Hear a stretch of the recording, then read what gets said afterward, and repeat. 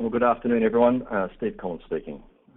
So today I'm going to be talking about 5G fixed wireless access with a particular relevance and emphasis on mmWave technologies, and comparing its performance and how it works to the current broadband technologies that are used around the world, which is cable and fibre, and how real is this threat of 5G and mmWave to the established broadband connectivity coming from cable and fibre.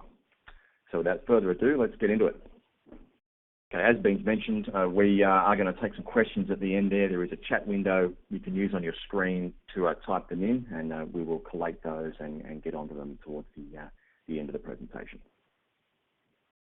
So 5G, it's a thing. Right now, according to GSMA, there are at least 43% of connections being made on a mobility network using a 4G network. And by 2025, we expect 59% of connections to be made via 4G. So that's actually increasing. But 5G by 2025 will have at least 1.4 billion connections being made. And that would be around 15% of all the connections being made worldwide. I'm not including cellular IoT, machine to machine in that number. So that's 15% of users using phones or fixed wireless access. That's a lot of connectivity, and it's pretty fair to say that 5G will become a mainstream technology very, very quickly within the next 5 years. It delivers compelling speeds, and what I'll be talking about today is just how compelling those speeds are when using some of the higher bandwidth frequency allocations available from mmWave.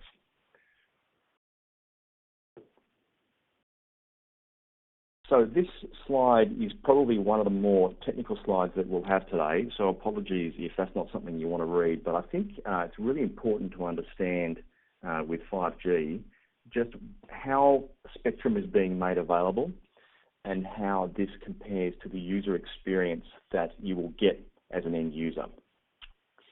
And at the very top of this slide are two really important orange bands. We've got FR1, which stands for frequency range 1, in the sub 6 gigahertz space. That means less than 6 gigahertz, and then FR2 mmWave, which is 28 gigahertz space.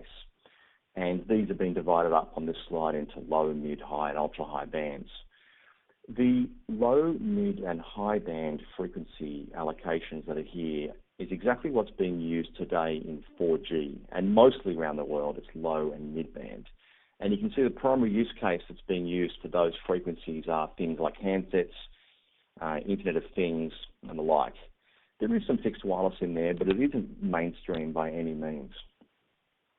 As you go higher in frequency, the wavelength becomes shorter, hence by the time you get to 28 gig, we've got quite a very short wavelength, and they call that mmWave. That's the length of the wave. But the problem with those shorter wavelengths is that they really don't penetrate very well. They don't propagate, and they can't really be used for big cell coverage. But they do have an advantage, and the advantage is right here at the bottom of the slide, and that is the likely download speeds that you will get per a carrier. And there's a reason we can go from what is in the hundreds of megabits per second at low bands and high bands up to greater than a gig.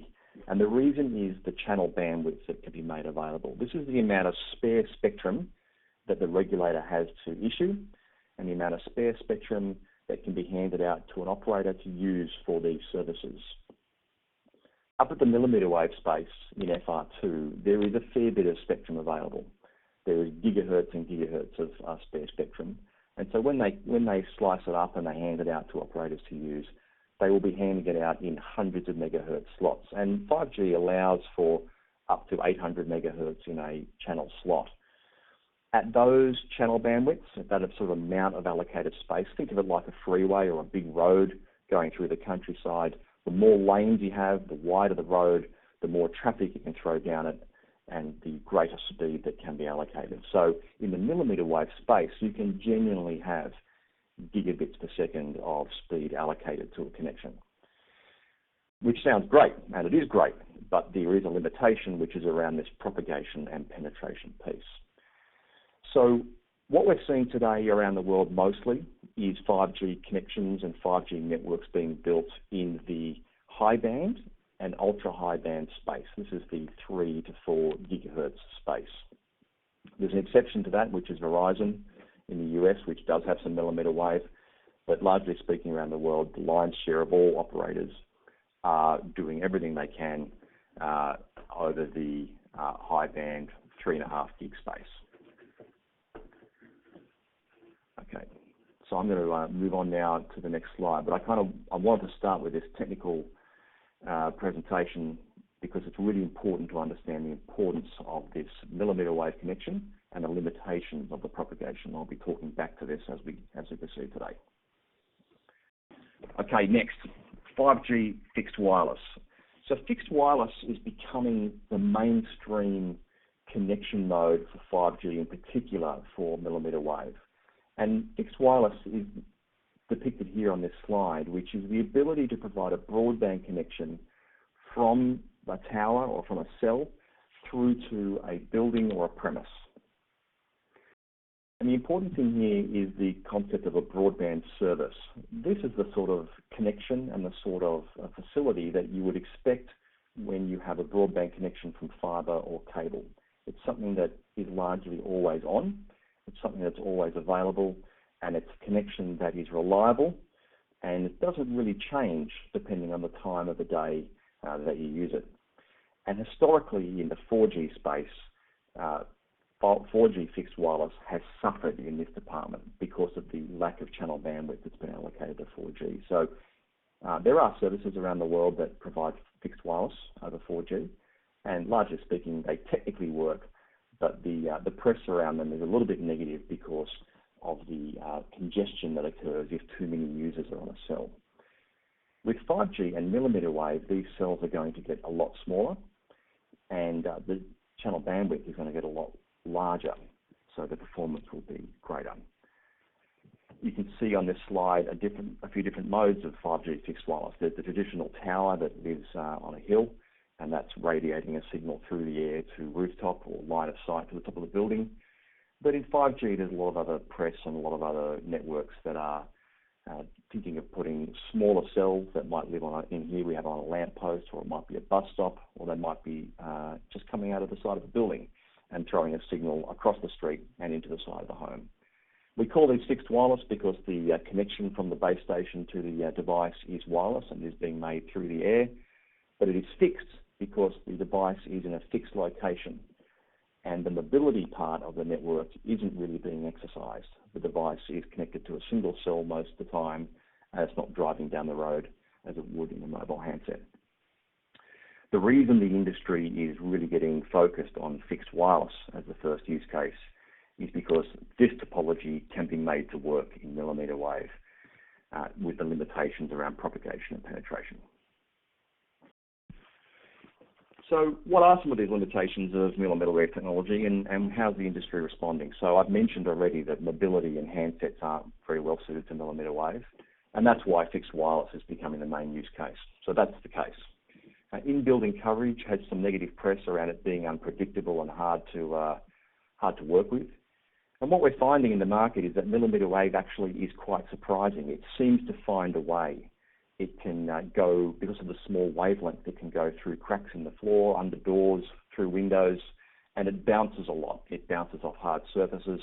And so you may think, oh, the base station is right out there outside my window, but the best path to you might be through the door and bouncing off the next door neighbour's wall. So it's quite surprising. It does find a way, but it is challenging to model and it is challenging to predict. One of the perceptions of millimeter wave is that cell sizes can be quite small.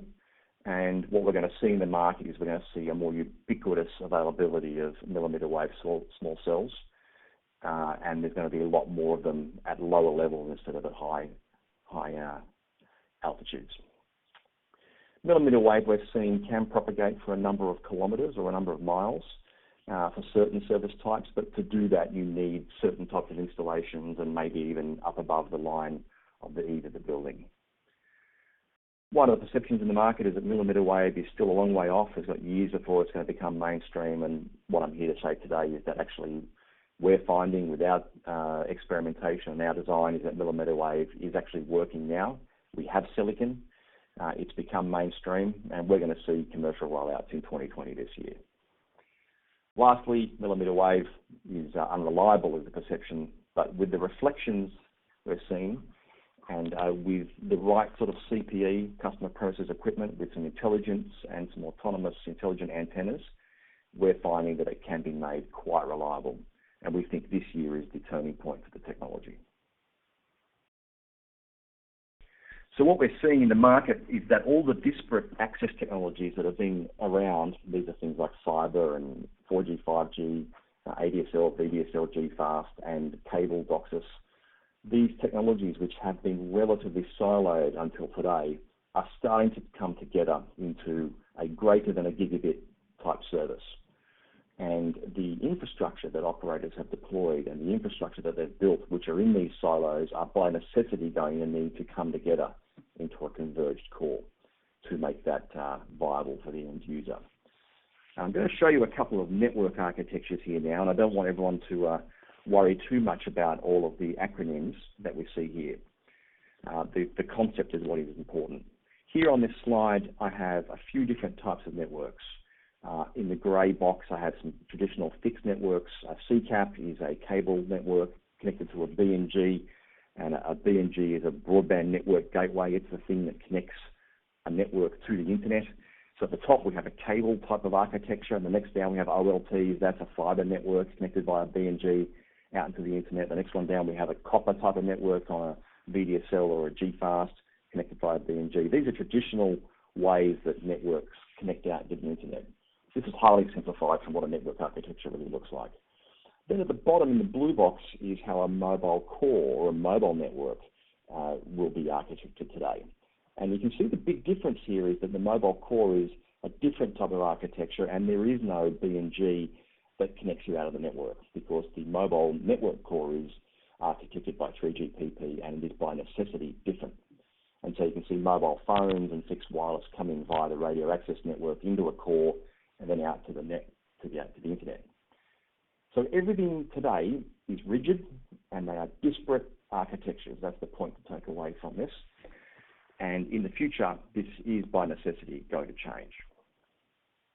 A bridging method that we're going to propose to the market, and we have been proposing to customers, which has been very well received, is to, as a first step, converge the various top of access architectures of CCAP, DOCSIS, OLT, fiber, DSLAM, copper pairs into a converged BNG. It allows you to, instead of having separate BNGs for the network, you can converge that down to one box.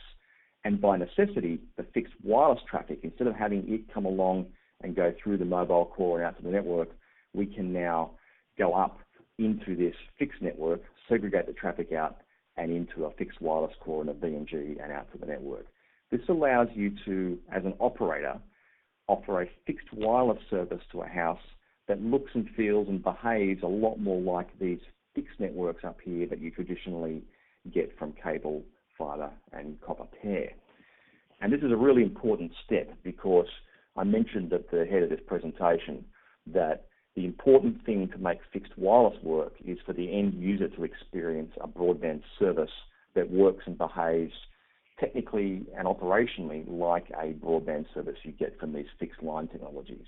And to do that, you need to segregate your traffic out into a fixed line core and don't have it go via the mobility service that your handsets do today. This is all technically doable, and it's one of the things that Casa Systems is promoting to the market today. But where do I think the market's going to go to? Well, what's going to happen is that everything's going to converge into the same BNG. Broadband services with the blue line here are going to go through the radio network and up into this fixed converged core. Mobility traffic is going to go down the orange path into the mobility network and out to the internet. And once you have this single fixed network core, operators will start to do some very exciting things around offering seamless user experiences with centralized content distribution, policy control, things like family and parental controls. These are all doable via this sort of technology. And this sort of network architecture is what operators need to get their heads around and need to do to offer a 5G fixed wireless service. And this mightn't seem like too much of a big deal, but actually what I'm proposing, what I'm talking about here is actually a little bit radical. because you look at most operators around the world who have fixed networks and mobile networks, and they tend to operate in silos today. The mobile network and the team that run it are over here, the fixed network and the team that run it are over here. Their infrastructures don't meet, they're not shared, and the idea of sharing these architectures and having traffic going between the two is somewhat radical. But this is the way of the future, and this is the way that new networks coming on the market will be architecting and disrupting. So the traditional telcos are going to need to get their head around this type of shared and converged architecture to remain relevant into the future. So where could we see this end up going? We've got a number of different access types here. We've got all the 5G, HFC, optical, DSL, different access types, all converging down to this virtualized BNG out to the internet. We've got different access mediums and all providing modems into the home network. If an operator had an architecture like this today, they would be able to offer a common user experience for every single one of their users on their disparate network with different access mediums, and they could have a converged common access architecture to that entire solution for them to manage. Easy to manage, cheaper to manage, and users get a better end experience because all services are being delivered by the same centralized core. This is the way of the future, and this type of architecture would facilitate a 5G fixed wireless connection to the home that performs better, if not equivalent, to the traditional optic and cable networks that are available today. So this type of virtualization and disaggregation I'm proposing is really the key to having a future network. And there's a few things that I've touched on today that are really necessary to make this occur. Number one, operators need to move away from their chassis-based and vendor-specific hardware that they have today, which are in silos in fiber or cable. And virtualized next-generation off-the-shelf type hardware is available today, is available from vendors like Casa systems, and it gives you scale and it gives you efficiency. The data and the control plane, the ability to separate how it's managed from the traffic is important. That's something that's available today, and many operators are starting to look to scale those two planes independently, and that's important for performance and for management of your network. We can converge and virtualize a lot of these services away from these chassis-based vendor-specific hardware platforms, and these virtualized services can run on standard off-the-shelf hardware. This is something that Casa Systems has been promoting for a number of years now, and that's been very well received in the market. And last but not least, being able to have this control and user plane separation that allows the user plane hardware to be moved out as close as possible to the base station, which improves performance, improves latency, and throughput performance for the end user. And that's a key architectural change that the networks need to get their head around. So Casa Systems is doing a lot in this space to ready ourselves for this impending change that we're seeing in the market. On the right-hand side, we have the Casa Axiom software converged core and edge. We have a number of different platforms here. We have 5G converged core. We have cable CCAP and virtual CCAP, some fixed networks with things like virtual BNG, and our mobile cell core, going through to the access network with things like radio, optical, and cable. And then on the edge of the network now, with the acquisition of Netcom Wireless in July last year, we have a number of CPE and edge devices. And here I've just pulled out the fixed wireless solution just to show you what that's looking like. Here we have a number of different types of products that we're bringing to market, ranging from indoor, self-install, and outdoor professionally installed devices at a range of different features, including sub-6 frequency and mmWave FR2 frequencies. And what we're focusing on in terms of our IP is the ability to have intelligent antennas and active antennas to make that connection as reliable and work as well as possible. So just to finish up, the subject of today's Tech Talk was really to say, well, how real is this fixed wireless threat for cable and fibre? And so the various things that I've touched on, 4G really didn't provide a material threat to fixed wireless. And my view is that the sub-6 gigahertz or the F1 frequency range 1 5G will be the same. There's not enough channel bandwidth allocated to sub-6, and while it will function, it will work, it really won't be a material threat to cable and fibre due to its lack of scale. Millimeter wave frequency range 2, however, is becoming highly capable. The silicon we have and we've got deploying now is ready to go for production, and we're going to see mass deployments in 2020. And it really comes down to when operators get their spectrum assets as opposed to the technology now for how ready it is to go. Technically and performance-wise, it is a genuine alternative to cable and fibre. However, I don't really think that millimeter wave is going to become a ubiquitous replacement of cable and fibre. What we're going to see, I think, is a market share replacement in certain areas. We think millimeter wave is very relevant in areas of footprint that are currently underperforming. So these might be things like ADSL or areas of cable where there's not enough infrastructure in place, so the end user is not getting a very well-performing service.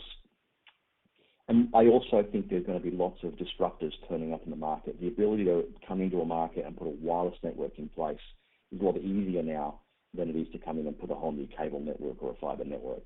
So I think we're going to see disruptors cherry pick the market and just come in and do a certain town or a certain city or a certain state and just overbuild network. And I think we're going to see 5G millimeter wave very relevant for those disruptor type builds. So the bottom line, the bottom takeaway for you is that 5G fixed wireless is ready. It is, in my view, the next broadband technology that's on the market. There isn't anything disruptive or a next wave coming in fibre or cable or copper pair. 5G millimeter wave fixed wireless is the next disruptive technology that's coming on the market today. So I thank you for your attendance at the conference. We're going to stop now and take a pause and take some questions. Thank you. At this time, we will be conducting a question and answer session. If you would like to ask a question, please press *1 on your telephone keypad. A confirmation tone will indicate your line is in the question queue. You may press *2 if you would like to remove your question from the queue. For participants using speaker equipment, it may be necessary to pick up your handset before pressing the star keys. You may also submit a question on the web by using the Ask a Question feature on the left side of your screen. Once again, that is *1 to register questions at this time. Our first question is coming from Meta Marshall of Morgan Stanley. Please go ahead. Eric on for Meta. Thanks for taking our questions.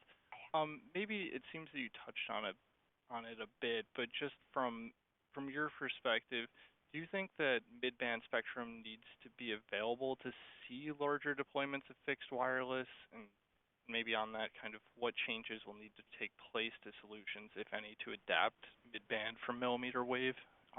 Just kind of that dynamic. Yeah.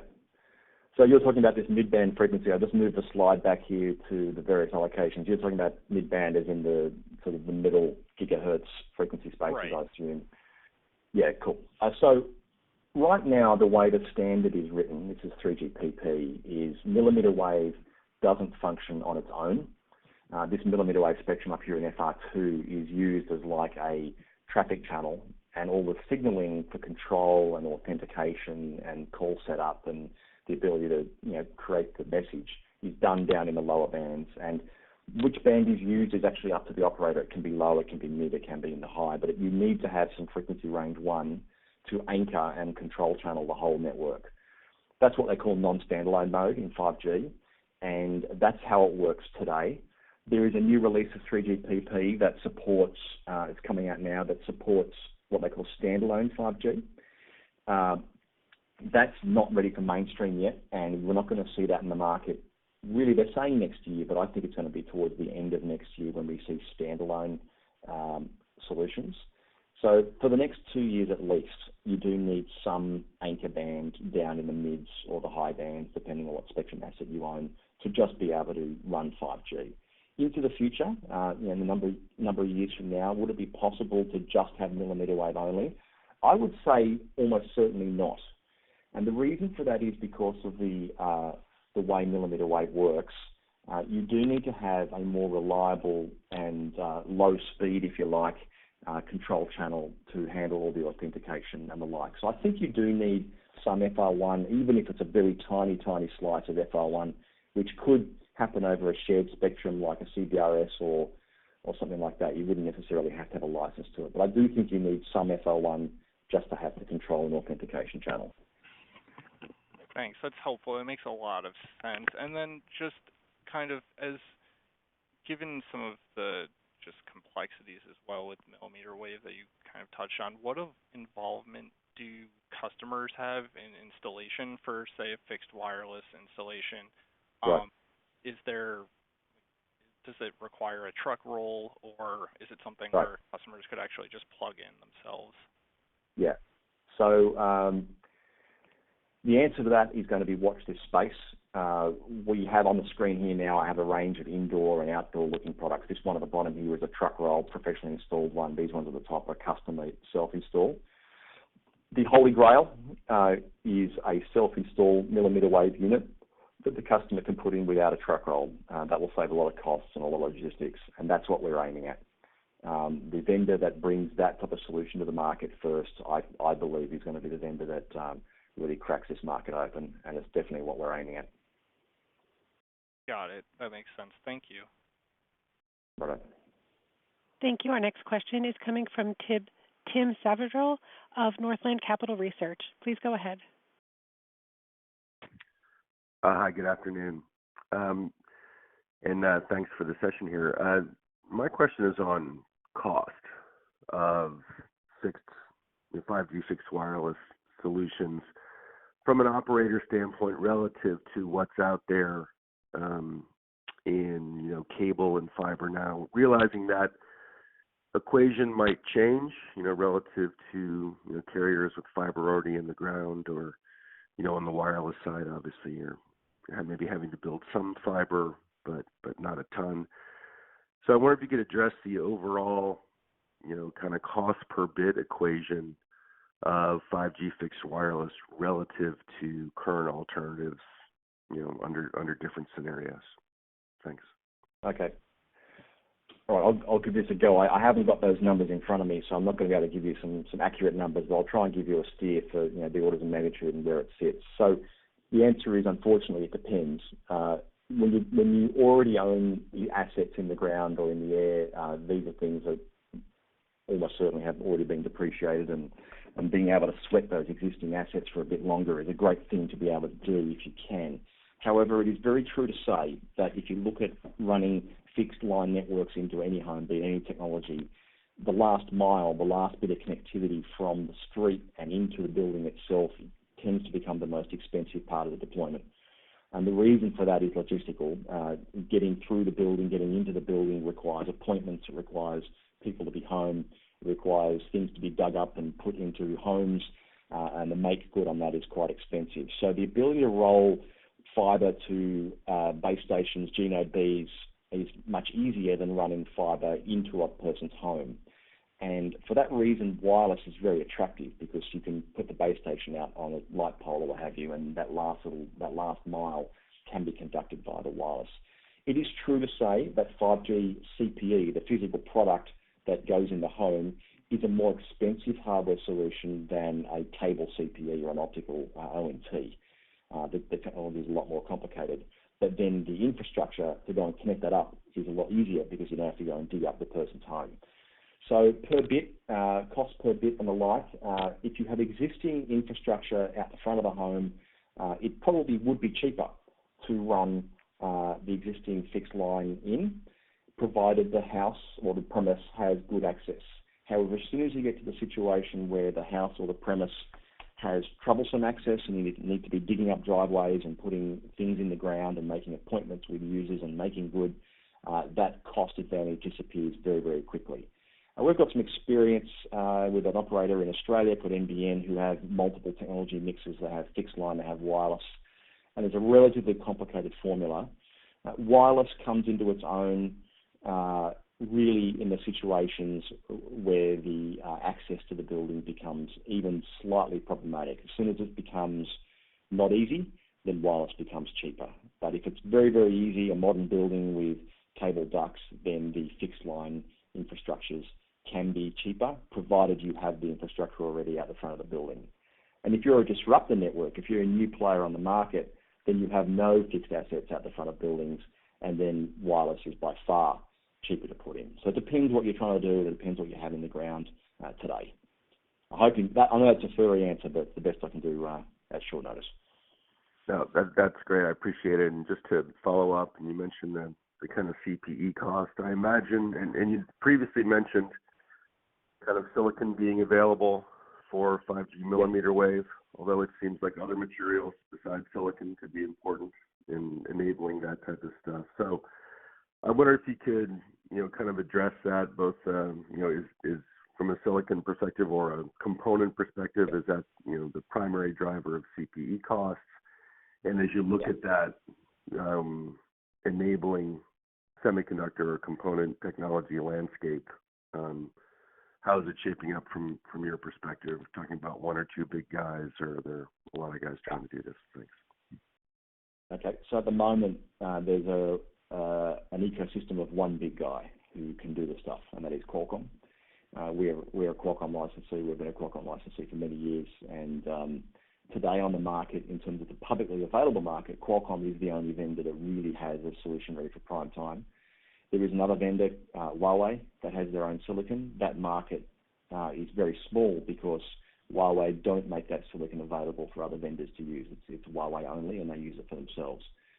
At the moment, Huawei and Qualcomm are the only two silicon vendors that have 5G millimeter wave in any shape or form that's ready for showtime. That's changing. There are a lot of 5G chipset vendors who are coming from the 4G space who are bringing out sub-6 5G initially and then moving to millimeter wave. They're probably a few years behind. And once those newer vendors come on the market, we'll see the price of the solutions come down as it gets a bit more competitive. But the enabler for millimeter wave today very much is this baseband silicon chipset and the active antenna technology that goes in front of that baseband to provide a millimeter wave connection. At Casa Systems, we are focusing on the install experience and the physical form factor and the software that drives all of that. And we've got quite a bit of IP we're creating around that piece. But the technical connection, which provides the carrier and the connectivity through the G Node B, comes from the baseband and the active antenna technology, which is on the market now and will be available in scale mid this year. At the moment, we're using Qualcomm, and they're the earliest to market. And I would expect it to be 2021 before we see that market start to get a bit more cluttered. Great. Thanks very much. Appreciate that. No worries. Thank you. Our next question is coming from Tim Long of Barclays. Please go ahead. Thank you. Two quick ones, if I can. One, could you talk a little bit? I think you touched on this a little bit, but what type of applications do you think the service providers or cable companies that are deploying will really focus on? It seems that's been the challenge, finding the right applications for millimeter wave. And then second, just back onto the technology side, could you talk a little bit about, you touched on some differentiation, but maybe synergies with the rest of the technologies you have at Casa, and how are you going to compete with some of the likely larger radio type vendors that will likely get into this small G and millimeter wave space? Thank you. Sure. Okay, so just in terms of some of the use cases, if I go and look at the sub-6 space of 5G, that really isn't changing from 4G from my perspective. If you look at a lot of the 5G use cases that are turning up in today in the sub-6 space, they're the same as 4G, just done 10% faster, and sometimes not even that. We are yet to see some of the new 5G use cases come on the market. If we look back, I haven't got a slide for this, but if we look back at 3GPP's reason and use cases for doing 5G, there was three main use cases. There was enhanced mobile broadband, which is fast broadband connectivity, which is what I've talked about today. There is what they call massive machine, and that's lots of Internet of Things on the market. Lots of devices, not doing much data, but lots of devices connected to the network. And then there is low latency mission critical applications. They're the three main drivers for 5G. We haven't seen yet anything, to my mind, of scale that does the mission critical low latency or the massive machine. They just haven't come to market yet because everyone's been running as fast as they can to get the enhanced mobile broadband fast 5G bit working. So, those use cases are lagging, and I think we're going to be years away from the massive machine materializing. There's really no point considering massive machine until networks are built out of ubiquitous 5G network coverage. Until you've got a ubiquitous wide coverage on the 5G network, cheap, low cost, low bandwidth massive machine devices aren't going to start using it. So it's a while off before we see the massive machine connect, but it will happen. And 5G is built and architected to handle billions of devices to be connected, whereas 4G will tap out at some point there. So that's coming, but it's probably 4-5 years away at least. The enhanced latency and mission critical services, that's coming as well. But the enhanced mobile broadband piece, which is what I've spoken about today, is the one that everyone's focusing on today. And in mmWave specifically, to answer your question, I really think this fixed wireless use case, there's a reason it's becoming the primary use case that everyone's focusing on. It's moved from becoming a niche technology in 4G to becoming mainstream. And there aren't a lot of alternatives to mmWave today on the market that will make use of the spectrum in an efficient way. You can get a mmWave handset today, and I don't think you're going to have a great experience with that handset unless you're holding your mouth right and you're in the right spot. So I think fixed wireless is the main showtime use case for mmWave. We are spending a lot of time trying to think of what other use cases might be. We've got some internal work. We're doing some experimentation with on that, but I can't see anything on the market today that's compelling to my mind. So I think it's a case of watch this space. In the meantime, we've got all these spectrum assets that operators are going to use for something, and I think we're going to use it for fixed wireless.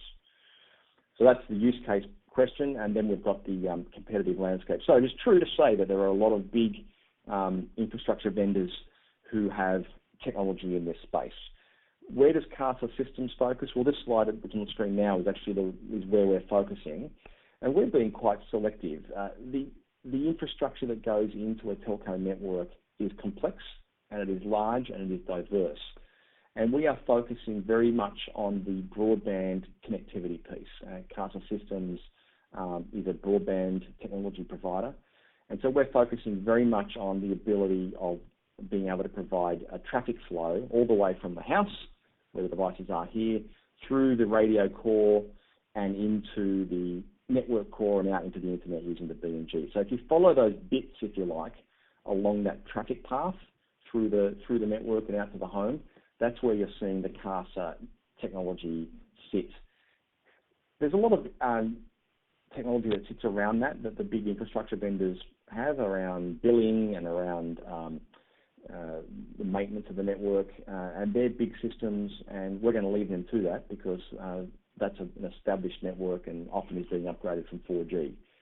But we're coming in around the edges. We're providing unique solutions. If I just go back to this slide here, which talked about the converged core, we have a virtual BNG here.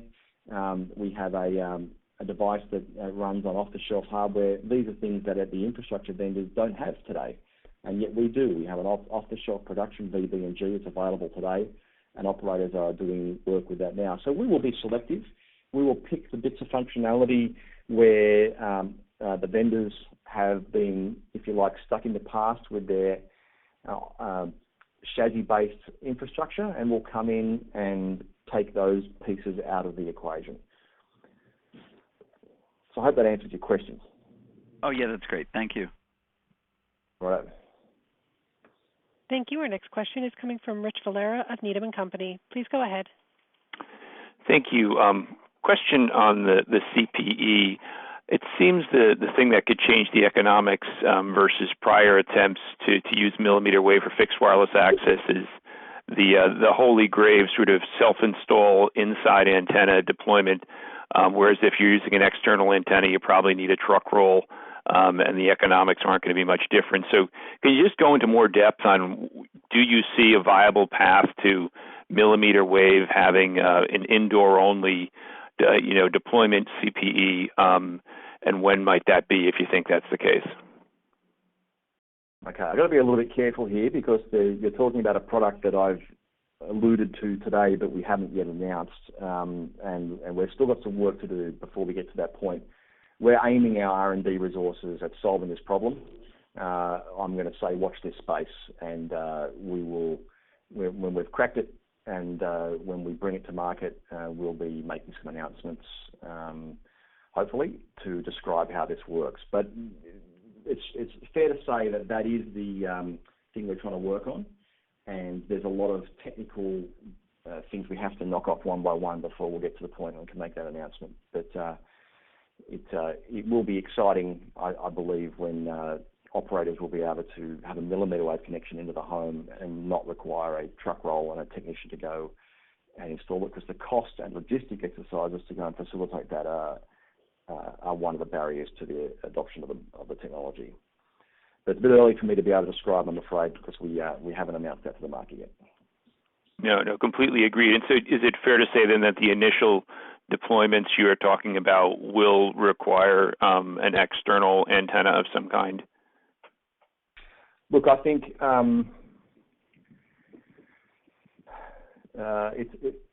there will be tech installs available. Even if we bring out a self-install type solution, there will be some deployment models around the world where, for whatever reason, they're going to look for cell sizes of a certain size, a certain radius, and to get those sort of radiuses, we're going to need an antenna on top of the roof or up at the eave, just for the cell propagation maths to work. And for those type of cell models and those type of deployment models, we're going to need a pro install. There are other networks that are going to be looking for a more dense, there's going to be GNODs on light poles and the like. Those ones will be able to be candidates for self-install. So I think we're still going to see technician and truck roll installs into the future, because certain operators, that's going to be their business model and that's going to be the geography they need to provide footprint to. So I think they both have their place. It just depends on the geography and the density of the network that the operator is trying to build. Got it. And just one more, if I could follow up there. So what is it about 5G that you think might enable the breakthrough in terms of enabling millimeter wave indoors? And is it the 5G standard, or is it just general advances in technology that have occurred, in advances in computing and generic antenna technology and air interface technology that are enabling this breakthrough? That's interesting. I've gone, if you can see the screen there, I've gone back to my original technical slide about the spectrum. The real breakthrough here, frankly, is this number here, this channel bandwidth of hundreds of megahertz. That's not a technology breakthrough. That's literally just an allocation of spectrum. As soon as you get up into the hundreds of megahertz being allocated, you can do greater than 1 gig services. So the problem is humans, and what we've done over the years is we've used all the, if you like, the nice spectrum down here that propagates well. There aren't hundreds of megahertz available down here. That doesn't exist. The only area of spectrum where there is hundreds of megahertz available is up here in the millimeter wave space. So the technology to make this work, to make 28 gig and the likes work, is tricky, and it requires very small silicon technology. It requires fast processing, and it requires active antenna technology that needs to be orders of magnitude cheaper than millimeter wave antennas that were available on the market previously. And so that's the breakthrough that they've managed, we've all jointly managed to make this work at a cost point that should fly. But the laws of physics haven't been broken here. All we've done is said, okay, we need hundreds of meg. We haven't gone down the bottom. Let's use millimeter wave and let's apply modern technology to be able to crack that technology and make it cost effective. If there were hundreds of megahertz available in the low band, this would be really easy to do broadband services at gigabits, but it isn't.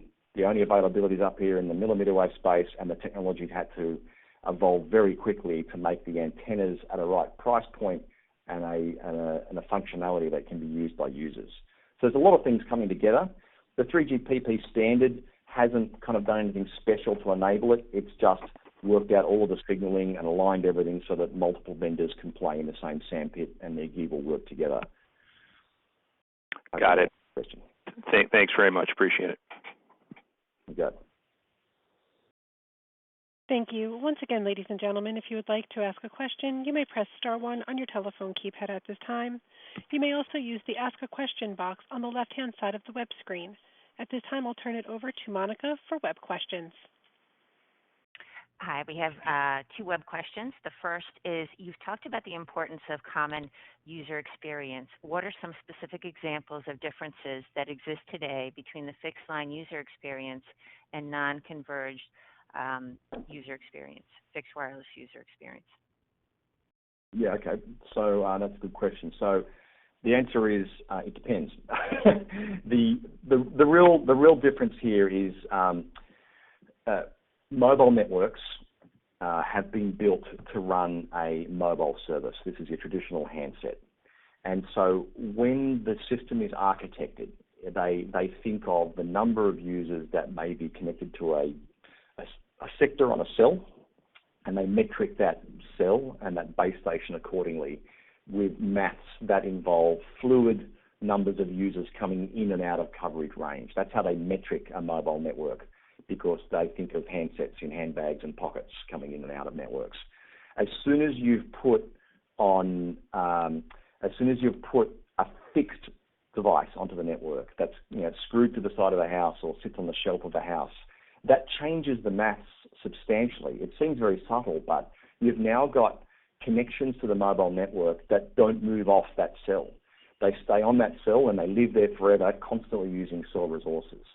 And so for a mobile network operator that's relying on the fact that mobile phones are going to go in and out, and today they're there and tonight they're not, it changes the maths and the dynamics substantially. So for a fixed network, they do the maths based on fixed connections, and they rely on a certain amount of connectivity per user, and they metric up their backhaul and everything accordingly. For the mobile network, it hasn't been done like that. And so the user experience difference is that you may get 100 megabits per second from a 4G connection, fixed wireless connection today. But then at 7 o'clock tonight, you may get 3 or 4 megabits per second because the network cell is busy doing lots of other stuff. And that's a real problem. The other problem with self-installed type devices is the device itself may be capable of hundreds of megabits per second, but depending on where the user puts it, they put it on the shelf in their basement, they get bad link budget through to the base station. Instead of modulating at 100 megabits per second, it modulates at 3 megabits per second, and so you get a bad user experience. So they're the sorts of things that we see on 4G fixed wireless on the market today, where users technically should be able to get a great performing solution, but they don't get that solution they've paid for, either because of connectivity reasons or because of congestion reasons. And 5G mmWave, because the cells are getting smaller and because the bandwidths are bigger and because of a lot of technology that people like Casa Systems are putting into the device to make sure the device is installed in a sensible and good performing location, if you do that properly, then you can get a broadband connection that works as well as a fibre connection to your home, but you don't need that fixed infrastructure penetrating the building and being put into the house. Great. So our second question is, did the target customers include wireless ISPs that would have Casa competing against Ubiquiti and Cambium? Yes. So this is a good question because the idea of what a target customer is changing today.